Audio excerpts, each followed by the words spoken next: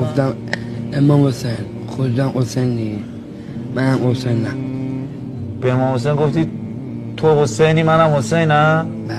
گفتم آرزو دارم. امام حسین گفتم شفای مریضا رو ایشالا خوب بشن. الهی آمین. امام حسین تو رو دوست داره؟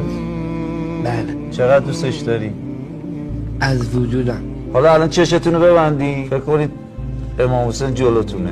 چی میگین به امام حسین؟ امام حسین من تو رو دارم، درد نداری. من تنها خواب دیدم یه چیزی بخته بود، بخته رو باز کردم دیدم ابریشم ابروش خون میریخت، دستم خون آلود شده بود، آسمونا قرمز شده بود. یه دفعه چشمو باز کردم دیدم سر امام حسین بریده بود تو بخته. من قدر گریه کردم.